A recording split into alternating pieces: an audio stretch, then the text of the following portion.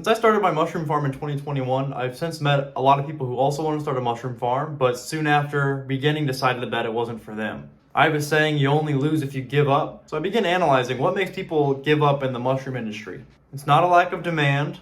It's not due to unfulfilling or soulless, laborious work, because it's actually very rewarding. It usually just boils down to a lack of growth. People create a mushroom job instead of a mushroom business. So let's take a look at the details. As what do I mean by that? This is very rewarding. This is why everyone gets into growing mushrooms. You get to see it grow from a little tiny pin set to these beautiful, perfect mushrooms. And that's like, even for me, I've been doing this for a few years now, and that's still very rewarding. But this sucks. This is the part that is my least favorite. It's very repetitive, mundane, it's laborious, and it doesn't change very much. It's very repetitive.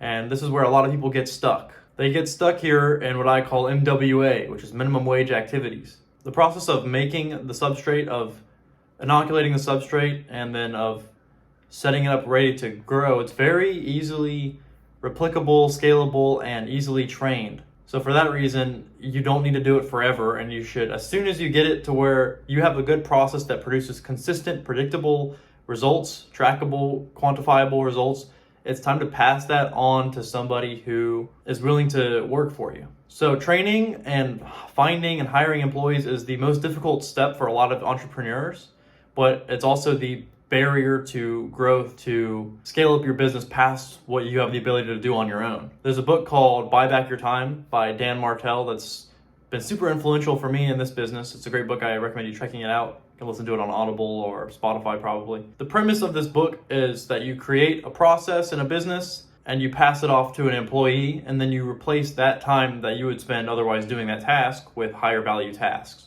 So for me, this was creating a process of creating the mushroom substrate, sterilizing it, inoculating it, all of that, creating a replicable, trainable process and writing it out, and then passing it off to my first employees so that I could then focus on business development, outbound sales, strategy, product development, innovation, and creativity, which are the biggest things for people who want to have their own businesses because they're addicted to freedom and you don't want to be doing what someone else tells you.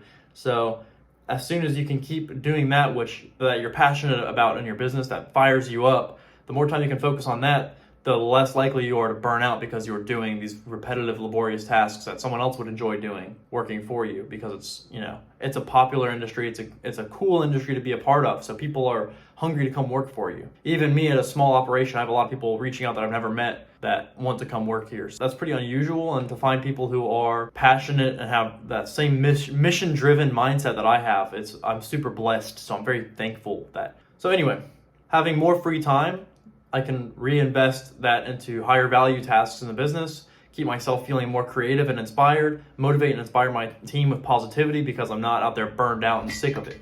That's super important. When I talk to people who have been in this industry for 10 years, they're not growing and they're doing the same thing every day, and it's very repetitive. So how do you solve this problem? Who can you trust with your business baby that won't let you down? It's a complicated answer. It's not super matter of fact. It's generally a bad idea to hire friends and family whenever you're starting a business. But in the beginning, it can be a good, quick solution to get started.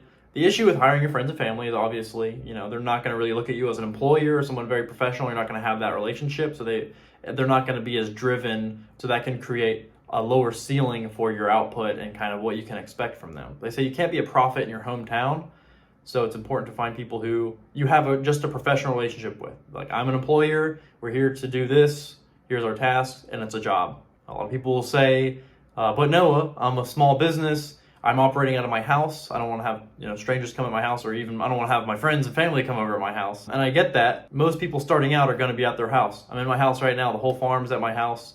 And that's a sacrifice that I've been willing to make. The living room is where we package all of our products and where we ship everything from. It's also storage for market goods, things like that.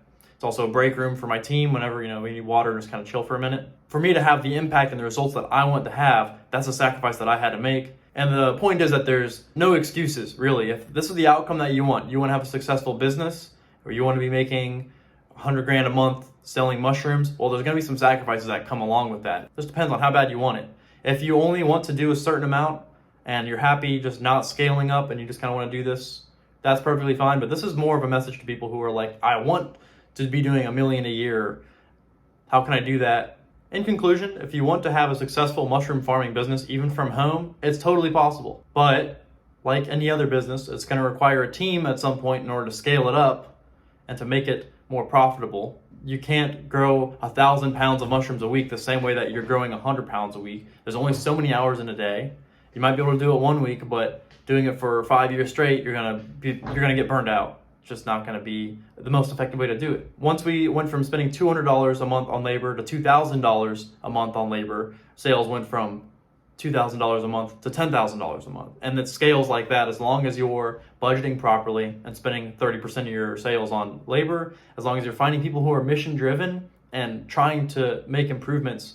What's good about a small business is that you can find people who are really driven and want to make a improvement and have that kind of mindset. How can I make this better? At a larger company like Amazon, they're not going to have a say in company direction. But as a small business owner, you get to say, guys, what do you think is the best move here?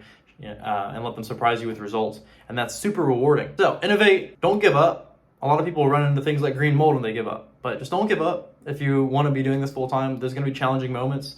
And be willing to at least try hiring somebody. Get a friend to come help out with the labor. Get a friend to come help out with the busy work, once a week. Pay them $15 an hour, pay them $100. Pay them, negotiate a little bit. But eventually, you're going to need to scale up. It's just part of owning a business, and that is going to be one of the biggest factors in your growth. So good luck. Please leave a comment, leave a like. Comments if you have any questions. I'm always trying to answer questions and help out. I'm super passionate and motivated about helping people with their business and with their mushroom farms specifically. So if you have any questions, I'll always try to answer them. And thanks for watching. I'll see you guys next time.